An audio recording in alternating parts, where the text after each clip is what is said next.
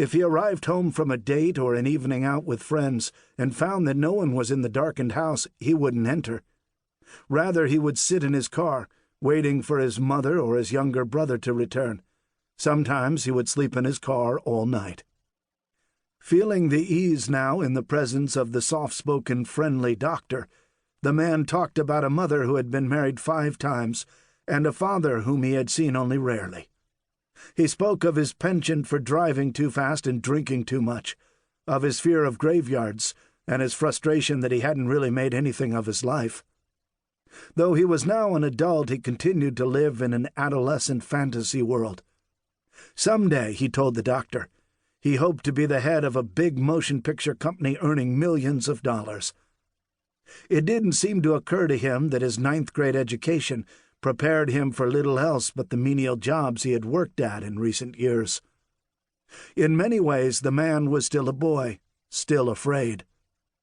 He described how a rush of anger would send him out of control, particularly when he was drunk or high. For instance, there was a time when, mad at his girlfriend, he had taken a hatchet to his pickup.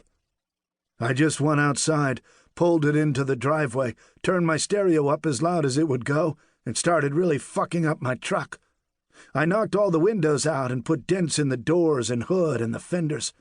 Tore the shit out of it." And then, having told the story, he laughed. The girlfriend, he explained, had caused him a lot of problems. There had been a time when he hit her regularly, but he had finally decided to stop to try to treat her better. "It was real funny," he said.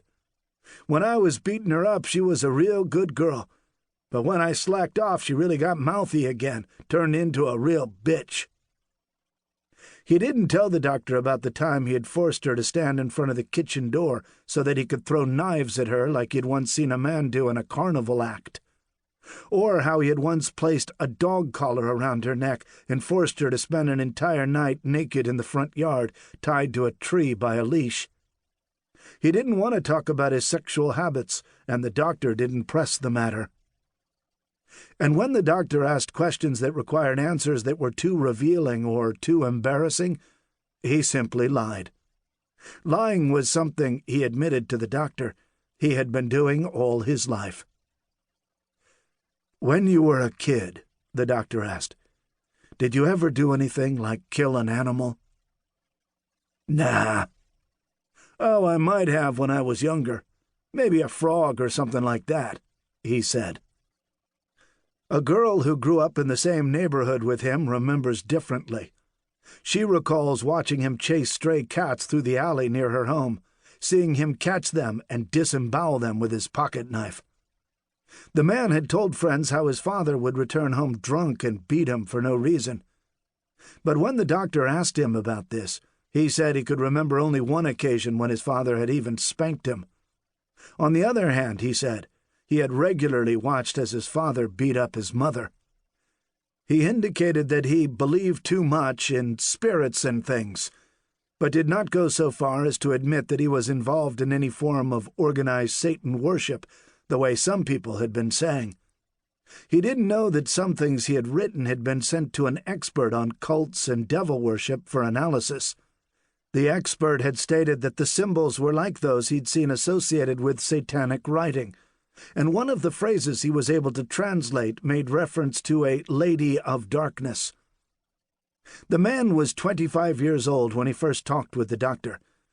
Before their discussion was ended, the doctor recognized in him a disorder of the conscience. The man, he determined, was a psychopath. He had a pathetic and lifelong history of indulging himself in immediate gratification. He seemed also to be extremely self-centered, irresponsible, incapable of loyalty, and uncaring of others. He felt justified in lying when it was convenient and to his advantage. Following their talk, the man was returned to jail. What he dreaded most about the place was the night, when the lights in the cells were turned off. "I'm always scared to go in and lay down on my bunk," he had confided to the doctor. "Sometimes I'll be sitting at the door smoking a cigarette, and I'll look over at my bunk and start shaking like hell, thinking, what if a bloody hand reaches up and grabs me?" He shook his head. I'm always scared I'm going to see something like that." The doctor, uncomfortable in the man's presence, was glad when he was taken away.